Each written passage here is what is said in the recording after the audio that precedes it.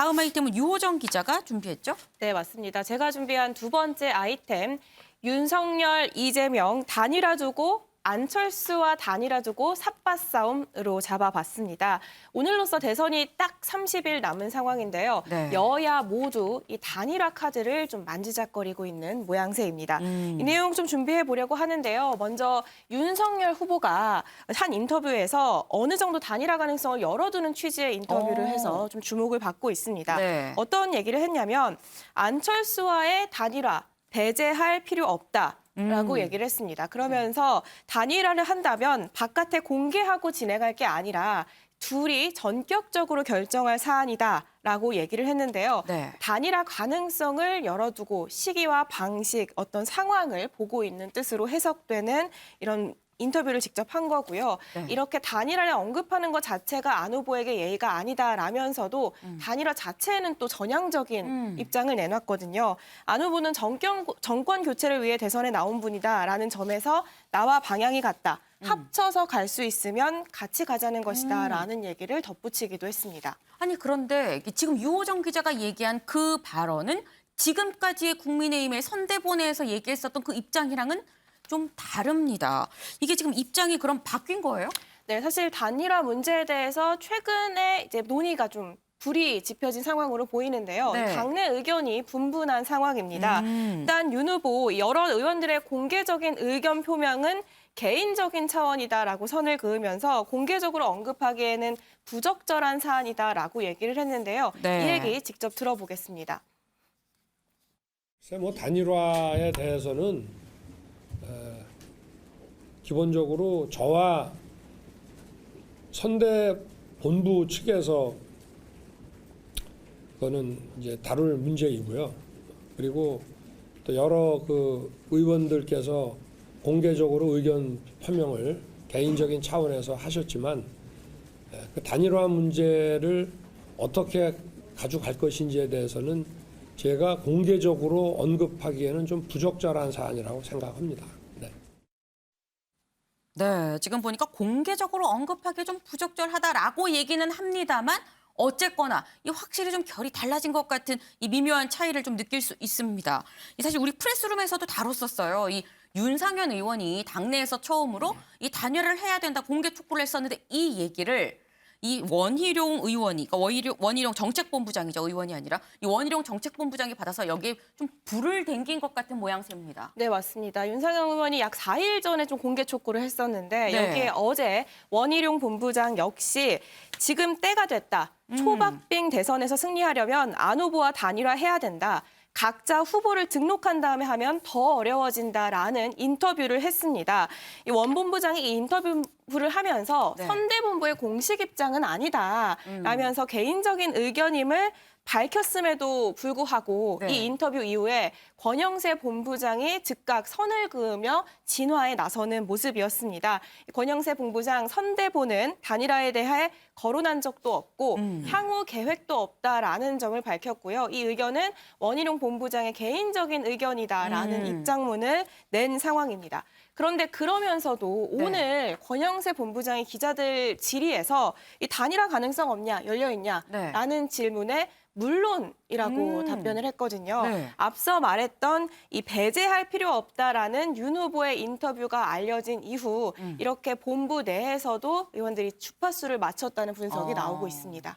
그러니까 윤석열 후보가 이 단일화에 대해서 여지를 좀 두니까 이 윗선에서 여기에 맞춰서 좀 주파수를 맞추는 것 같다라고 했는데 이 주파수 아래까지 내려온 건지 이 당내 의원들은 어떻게 생각하는지 궁금한데요. 네, 여기서 좀 상황이 어려워지는데요. 네. 이 당내 의견은 분분한 상황입니다. 일단 이 국민의힘 전체 의원 105명 중에 절반이 넘는 55명이 네. 단일화에 찬성한다라는 입장인 것으로 이제 조사가 됐는데요. 네. 국민일보가 국민의힘 의원들을 전수조사한 결과 네. 이 같은 결과를 확인했다고 하고요. 네. 단일화가 필요하지만 현실적으로 어렵다라는 의원이 12명이 있었습니다. 네. 역시 단일화 필요성에 공감을 하고 있는 경우거든요. 네. 이런 의원까지 포함하면 약 76명이 단일화에 지금 찬성을 하고 있는 상황이고요. 단일화 시도하지 말고 혼자서 경쟁력 키워서 끝까지 가자. 라는 이런 의견은 16명뿐인 상황입니다. 그렇군요. 일단은 이 국민의힘 내에서 단일화 분위기 좀 심상치 않게 좀 흘러가는 것 같긴 합니다. 그런데 그동안 단일화는 없다라고 확실하게 선을 그었던 사람이 바로 당대표 이준석 대표였는데 그럼 이준석 대표 입장 바뀌었어요? 바뀌지 않았습니다. 이준석 대표 얘기는 이번 주 금요일이 되면 단일화 얘기 안 나올 거다라는 얘기를 했는데요. 네. 이 단일화는 2등, 3등 후보가 1등 후보 이기자고 하는 얘기다. 이 얘기를 꺼내드는 순간 패배자의 언어에 들어간다. 네. 당은 윤석열 후보의 경쟁력을 높이는 것이 더 중요하다라고 강조를 했는데요. 네. 그러니까 그동안에 이어오던 단일화에 기본적으로 반대하는 입장을 다시 한번 강조한 셈으로 보입니다. 아니 그런데 여기서 이 눈에 띄는 게 이번 주 금요일 이 오는 11일이죠.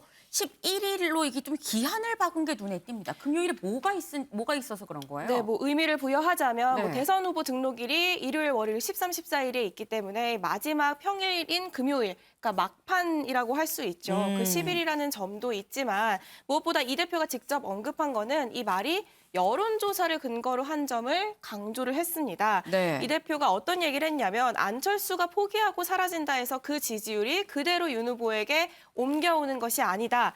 당의 기획력과 정보력을 신뢰해달라라고 얘기를 했거든요. 네. 금요일이 되면 당원들이 여론조사를 알게 될 거고 그러면 단일화하자는 얘기 나오지 않을 거다라는 점을 얘기를 했고요. 그러면서 또 하나 이제 주목이 되는 점이 이런 의견들이 윤석열 후보와 권영세 본부장과 의견을 같이 한다. 라고 얘기를 했습니다. 그런데 네. 이상한 점이 권영세 본부장은 열려 있다라고 네. 얘기를 했잖아요. 그래서 그 그러니까요. 맥락을 좀 살펴보면 이 대표가 페이스북에 어떤 얘기를 했냐면 11일 전까지 단일화 제안할 일도 없고 기다리지도 않는다. 그런데 11일 전에 국민의당의 입장 변화가 있을 것이다. 라고 얘기를 했거든요. 그러니까 지도부 입장에서는 국민의당이 여론조사 추이를 보고 안철수 후보가 양보하는 식의 단일화를 한다면 받아들이겠지만 그렇지 않다면 먼저 제안할 필요는 없다라는 점을 지금 이준석 대표 측에서는 계속 강조하고 있는 상황으로 이해할 수 있습니다. 그렇군요. 그런데 이 단일화가 되려면 양쪽이 다 동의를 해야만 단일화가 될 수 있는 겁니다. 근데 우리 지금 윤석열 후보 쪽 얘기만 지금 한 거예요. 안철수 후보는 이 단일화에 대해서 어떻게 생각하는지 좀 짚어봐야 되지 않을까요? 네, 맞습니다. 일단 국민의당은 단일화에 관심 없다면서 일달이나 발언이 나오고 있다. 네. 그렇지 않으면 도저히 못 견디는 것 같다라며 국민의힘을 비판했고요. 안철수로의 단일화, 안일화 말고는 단일화 없다라고 얘기를 했었던 안철수 후보는 국민의힘 내에서도 의견이 갈려서 싸우고 있는데 자신이 무슨 말을 하겠냐라면서 말을 아꼈습니다. 다만 최진석 상임선대위원장이 네. 사견을 전제로 정치는 생물이라고 하지 않았냐라면서 이 협상 여지를 열어준 상황이거든요. 네. 물론 사견이긴 합니다만 미묘한 변화가 감지된다 이런 분위기로 볼 수 있습니다. 네. 은영미 위원님. 지금 보면은 이 양쪽 다 단일화 논의가 없었다라고 합니다만 좀 심상치 않은 기류가 지금 감지가 되고 있는 그런 상황입니다. 이 윤석열 후보와 안철수 후보 단일화 가능성을 퍼센트로 얘기한다면 몇 퍼센트 정도 될까요?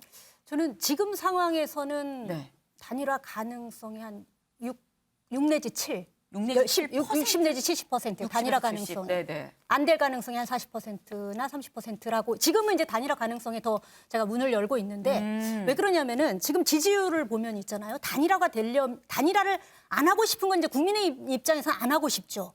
왜냐하면은 단일화 과정에서 룰이 중요한데 네. 지금 전체 국민들을 대상으로 여론조사를 해보면은 단일 후보로 안철수 후보를 더 지지를 해요. 네. 그러니까 정권 교체를 원하는 유권자들만 대상으로 하면은 윤석열 후보가 더 우위로 나오는데 전체 국민으로 하면 안철수 후보가 높게 나오고 또 이재명 후보와 이길 단일 후보로 누가 적합하냐, 즉 경쟁력 조사를 하면 특히 안철수 후보가 높게 나온단 말이에요. 그러니까 룰 싸움을 해야 되는데 룰 싸움에서 지금 상황으로는 윤석열 지지도는 안철수 후보보다 훨씬 높은데 룰에서는 지금 불리하게 돼 있거든요. 그러니까 그 룰 싸움을 지리하게 하는 게 힘들거든요.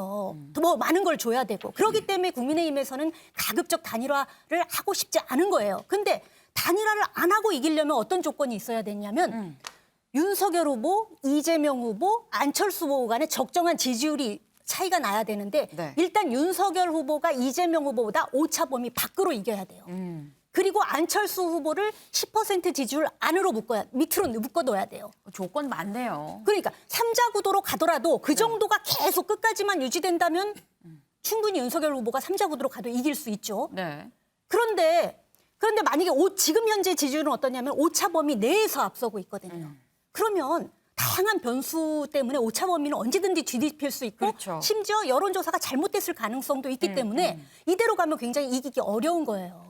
그렇기 때문에 이제 단일화를 해야 한다는 그 여론이 지금까지는 이제 좀 뭐 반반 나오는 거잖아요. 국민의힘 내에서도. 네. 근데 이제 이준석 대표는 왜 이번 주 후반까지 기다려보자 이러냐면은 11일에 결론을 내자 이러냐면은 물론 등록 직전이기도 하지만 아마도 김혜경 배우자 그 의혹 논란 때문에 이재명 후보의 지지율이 더 내려가고 윤석열 후보의 지지율이 더 높아지면 이 격차가 오차 범위 밖으로 벌어지지 벌어질 않겠느냐를 것이다. 기대하는 것 같아요. 그러면 이제 단일화 목소리가 좀 줄어들 수 있잖아요. 그렇죠? 이제 그런 걸 기대하고 이제 좀 더 기다려보자라고 얘기하는 것 같습니다. 네, 그렇군요. 그런데 이제 우리가 지금 단일화 얘기를 하면서 이 윤석열 후보와 안철수 후보 얘기만 했습니다. 두 사람 간의 단일화만 얘기를 했는데 보니까 이호정 기자, 민주당 쪽 분위기도 좀 심상치가 않습니다. 네, 이 민주당도 안철수 후보와의 단일화 가능성 열려 있다라는 점을 강조하고 있는 상황인데요. 네. 안 후보를 완전히 환영한다기보다는 이렇게 국민의힘 내에서 어떤 어긋나는 의견들이 나오다 보니까 견제구를 날리는 차원인 것으로 보입니다. 네. 먼저 우상호 의원의 얘기 듣고 오겠습니다. 이제 다음 주에 진행되기 때문에 아무래도 이 문제가 초미의 관심사로 떠오르는 주간이라고 저희는 판단을 하고 있고요. 저희 또한 안철수 후보하고의 여러 문제들에 대해서 열린 마음으로 대하고 있다. 이렇게 좀 말씀을 드리겠습니다. 원희룡 의원이 그런 제안을 했지만 또 일각에서는 검토한 적 없다. 또 이렇게 반응도 나오고 있지 않습니까? 그래서 국민의힘 내부의 입장이 하나로 정해진 것 같지는 않다. 이런 생각이 들고요. 이재명 선대위 총괄본부장 입장에서 말씀드리자면 우리는 열려 있다. 이렇게 좀 말씀을 드리겠습니다. 네, 이렇게 총괄선대본부장의 얘기에 이어서 송영길 대표 역시 같은 날 인터뷰에서 네. 이 이재명 안 후보의 과학기술 공약은 이재명 후보가 더 잘할 수 있다라면서 이 비슷한 취지의 인터뷰를 이어나가는 모습이었습니다. 네. 그런데 중요한 건 아까도 말했습니다만 단일화는 둘이 하는 거잖아요. 안철수 후보 의사가 중요하지 않아요? 네, 오늘 안철수 후보가 여기에 대해 언급을 했는데요. 네. 여야 모두 진정성이 없다고 일갈했습니다. 직접 들어보시죠.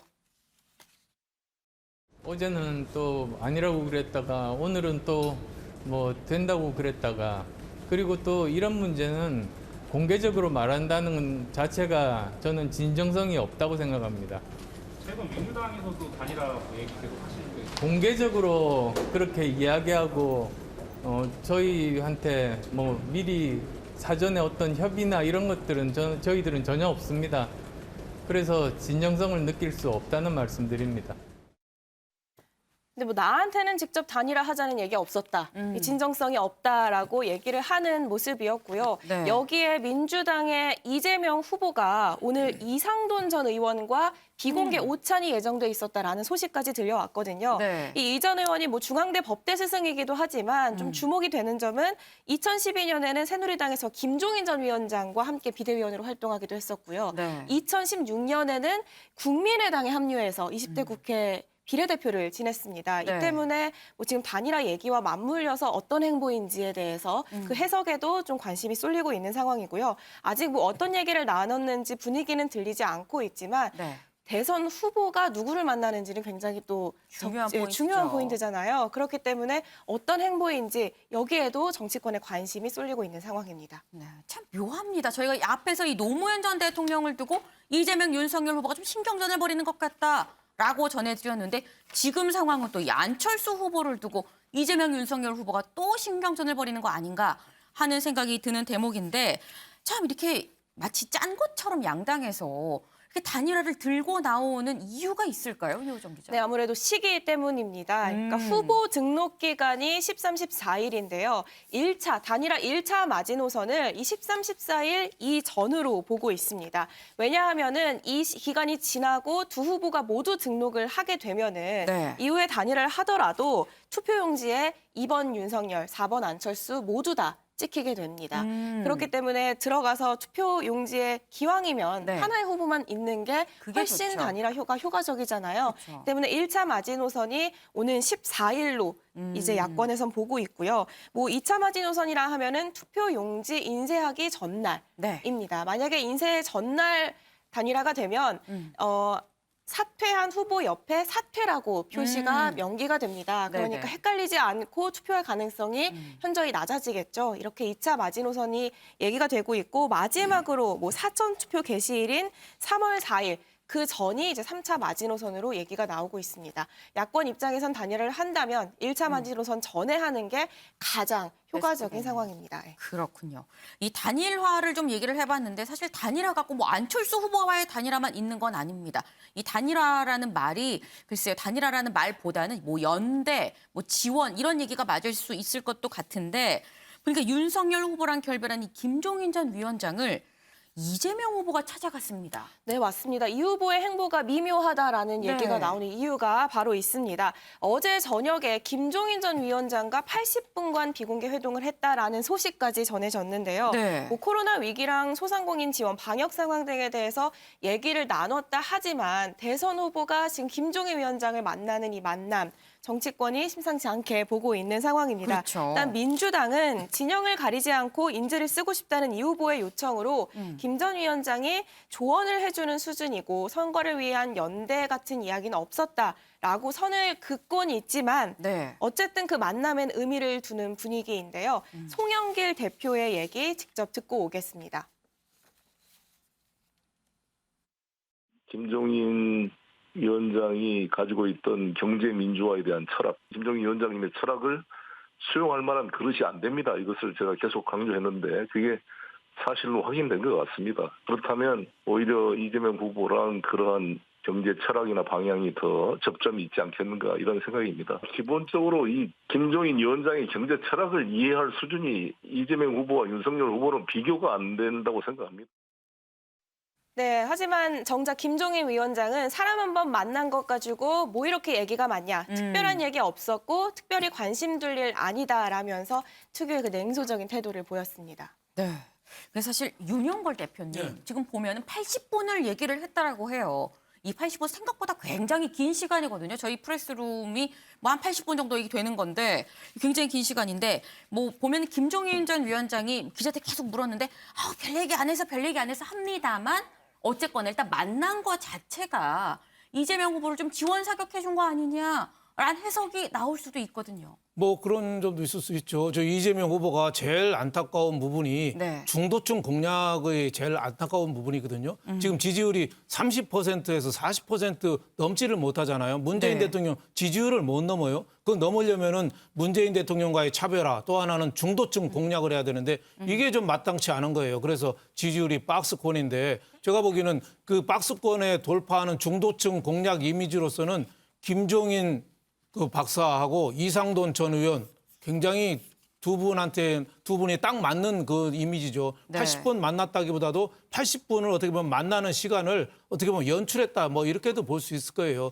그럴 정도로 그 두 분이 좌우를 넘나드는 그런 이미지, 중도층의 이미지가 있고 경제 민주화 또 이런 이미지가 있죠. 또 하나는 이상돈 전 의원도 그렇고 김종인 전 비대위원장도 그렇고 그 굉장히 지금 바쁘지 않은 분들이에요. 시간이 많아요.